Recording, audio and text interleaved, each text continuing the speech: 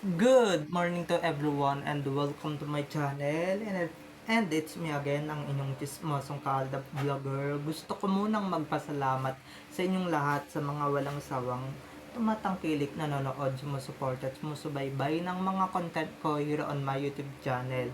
So wag ninyong babaktawan o lalaktawan tong ating content ngayong araw. I'm sure na hindi ninyo pagsisisihan na pinanood nyo ito mula umpisa hanggang hulihan. And syempre, wag na wag kayong mag-i-skip ng segment. Okay, buuin at tapusin nyo to mula umpisa hanggang hulihan. And syempre, wag na wag ninyong i-skip yung segment. Okay, buuin at tapusin nyo to. And huwag ninyong kalimutan guys na i-share itong ating video for today para mas lalong lumaganap at kumalat tong ating topic for today's video. So, very interesting tong ating topic for today's video, kaya wag na wag kayong bibitiw, okay? So, eto na, dumako na tayo sa ating main topic for today's video.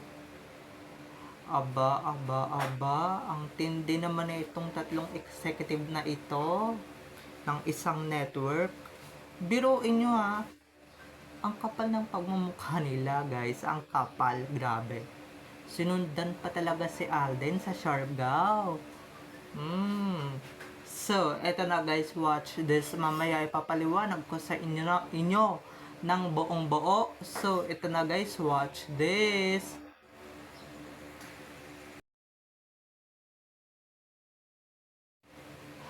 At kung nakita nyo na nga yung recap, so once again, si TTO sa mga admins, dumako na tayo sa ating main topic for today's video.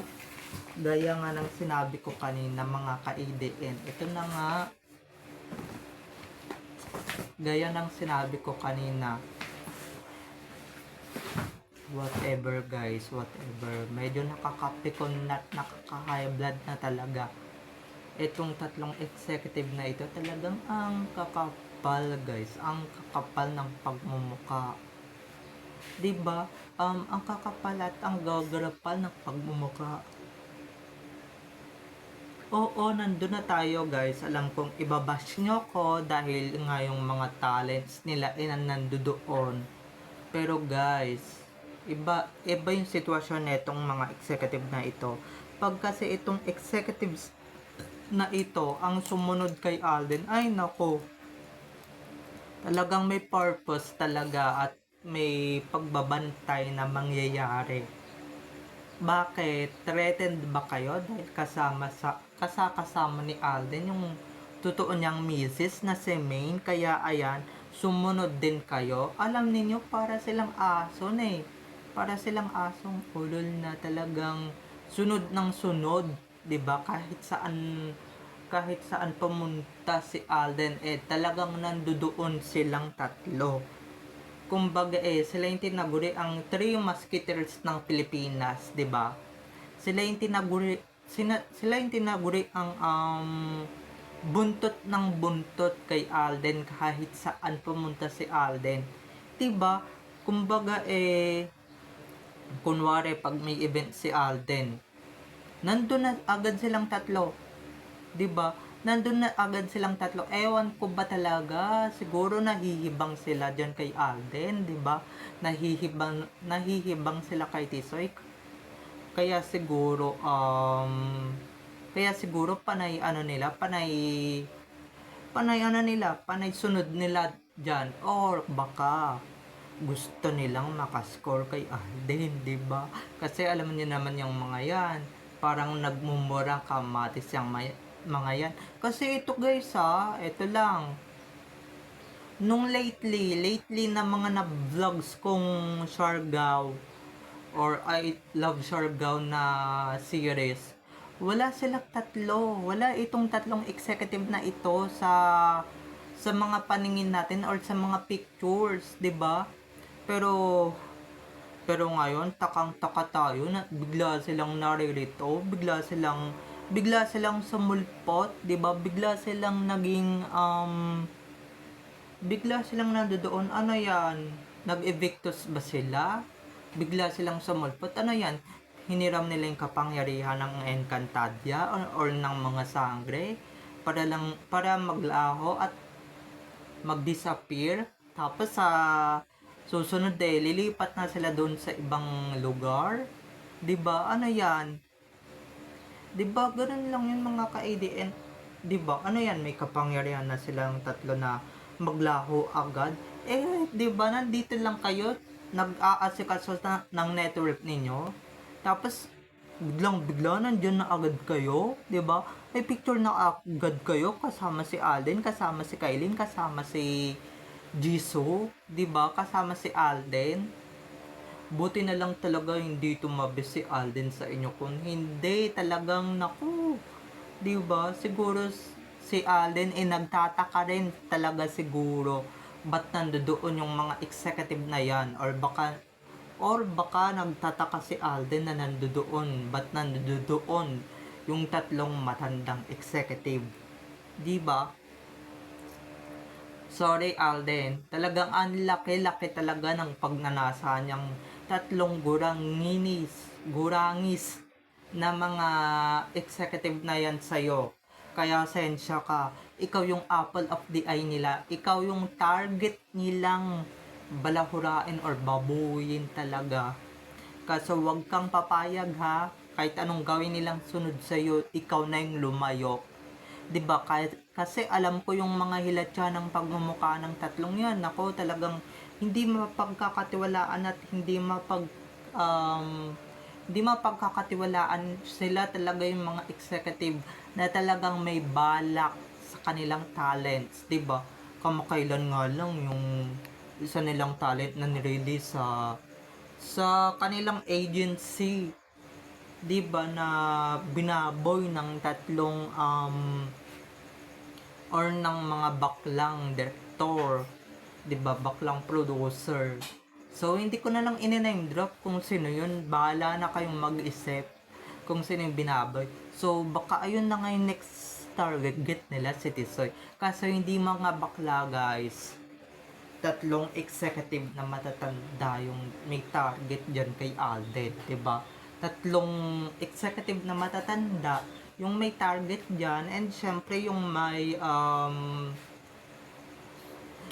may pagnanasa dyan kay Alden. Pero guys, sorry na lang kayo, tatlong executive, dahil hindi kayo magtatagumpay sa inyong mga binabalak, hindi kayo magtatagumpay, hindi kayo magsasucess. Alam nyo ba kung bakit? Andyan kasi yung totoong asawa ni Alden. Or baka, 'di ba? Or baka ito lang. Kung alam ko na ba't sila bigla-biglang sumulpot doon at bigla-bigla silang nandoon. Siyempre, natunugan nilang nandoon si Maine. Nakasama ni Alden si Maine at kasama ni Alden yung apat pa nilang anak, 'di ba? Na ni Maine Mendoza. So, yung real Maine ang totoong kasama ni Alden na. So, kaya siguro nandoon, biglang nandoon kasi nga natunugan yung pag-eskapo ng pamilya Fulkerson. Syempre si Alden understood na yon. And syempre hindi naman pwedeng mag-eskapo si Alden sa Siargao or siya lang mag-isa kung hindi niya kasama yung totoo niyang pamilya, yung totoo niyang asawa at syempre mga anak nila, no? Ang galing din nitong mga executive na ito, no? Sila pa talaga yung ang kakapal ng pagmumukha, talagang sumunod pa talaga doon. At syempre akala nila okay lang talaga yung sumunod kayo, okay lang talaga yung sumunod kayo at sumulpot kayo anywhere na kung saan nandoon si Alden. Pero mga ka-ADN, pero yung iba dyan na talagang susunod pa, 'di ba, yung gustong makatabi si Alden sa picture, doon sila guys hindi nagtagumpay, doon sila hindi nag-success. Naakala ninyo ang, 'di ba, yung iba diyan ang hahapit pa nga ng suot para lang sa ganun matignan ng isang Alden, 'di ba? Yung isang executive todo papansin din kay Alden 'di ba? Maliban lang dun sa isang mukha ng manang na executive, na talagang todo papansin. Pero ito nang sasabihin ko sa inyo, sorry na lang kayo mga gurang, hindi kayo papatulan ni Alden, di ba? Kahit na i-display nyo pa yung mga kuyukot nyo dyan or whatever, hindi kayo papatulan ng bata. Diyos ko, maya naman kayo sa balat ninyo. Yung effort ninyong sumunod kay Alden kahit saan siya pumunta, anywhere he goes, hindi kayo magtatagumpay sa binabalak ninyo. 'Di ba? Kasi yan si Alden, wala yang pakialam sa inyo, 'di ba? Focus siya sa kung ano man yung ginagawa niyan at kung ano man yung tinatrabaho niyan, 'di ba? Asa kayo na mapapansin kayo ng isang tisoy, ng isang Alden na talagang, 'di ba? Wala nga kayong masyadong oo. Tinenay nyo na magpapansin pero ano ba? Inagawa ba? 'Di ba? Nag-success ba kayo? Wala kayong nagawa eh. Hindi kayo nag-success. Kaya tantanan nyo na yung pagpapakyut niyo, yung pagpapapansin niyo kay Alden kasi hindi naman talaga bagay, 'di ba? Hindi naman talaga bagay sa edad ninyo. Lalong-lalo na sa inyo, Diyos ko, mga executive pa naman din kayo turingan, panay kayo sunod, panay kayo buntot sa talent ninyo. Yung ibang executive yung executive ng kabila, hindi naman ganyan, 'di ba? Hindi naman ganyan sa mga talents nila, lalong-lalo na kung may mga talent silang lalaki. Di sila ganyan sa mga talent nilang lalaki. 'Di ba? Kayo lang talaga yung namumukod tangi. Ay, palibasa nga pala, mga babae pala tong mga to. Siyempre, automatically, na pagka talagang naanohan sila na toot, 'di ba? Pag tinubot sila ng ganon, talagang susunod talaga sila kahit hindi sila type ng lalaking sinusundan nila, 'di ba? Ang kapal ng pagmumukha. Ngayon lang ako nakakita ng talent or ng mga executive na sumusunod sa kanilang talent. 'Di ba? But noon hindi niyo ginagawa 'yan sa mga talent ninyong lumipat na sa kabilang istasyon, sa kabilang network, 'di ba? But hindi niyo 'yan ginagawa noon nung nandiyan pa sila sa poder ninyo. Kasi nga hindi naman sila ganoon kagwapuhan katulad ni Alden at hindi ninyo sila pagnanasaan na gaya ng ginagawa ninyo kay Alden, 'di ba? Kasi si Alden lang naman yung apple of the eye ninyo eh. 'Di ba? Bukod sa na-rip na nga noon na talagang talent ninyo noon na talagang nagpa-release at talagang nirelease nyo naman, 'di ba? At syempre kinawawa ninyo ng gusto. Ganun siguro yung gusto ninyong gawin kay Tisoy nowadays, 'di ba? Ngayon si Alden naman yung ngayon yung talent ninyo. O ba't ayaw nyo ba dun sa mga pinagmamalaki ninyong talents ngayon na yung isa wala namang kalatoy-latoy umarte, 'di ba? Wala naman kalatoy-latoy um,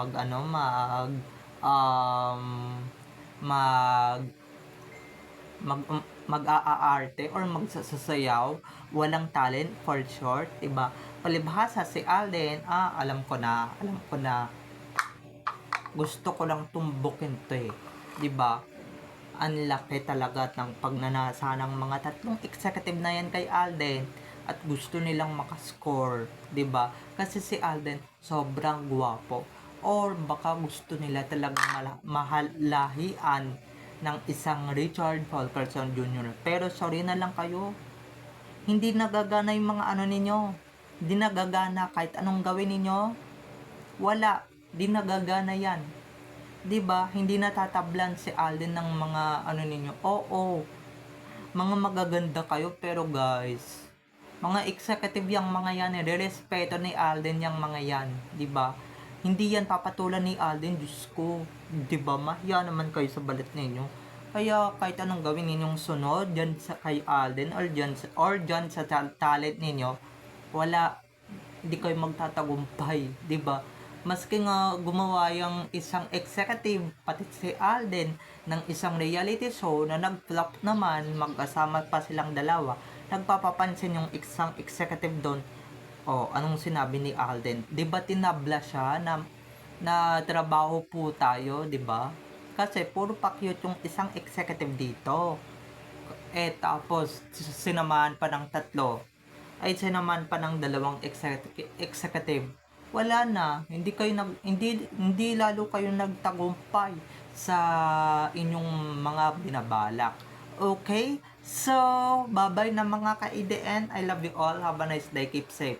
And God bless everyone. Bye-bye. Don't forget to subscribe this YouTube channel and don't forget to click the notification bell and don't forget to like this video para magustuhan ninyo, or kung nagustuhan ninyo guys, i-like nyo lang yung video na ito, and syempre guys, i-share nyo tong video na ito. Okay? So, bye-bye na mga ka-IDN. I love you all. Have a nice day. Keep safe. And God bless everyone. Bye-bye. I love you all. Enjoy watching. Enjoy.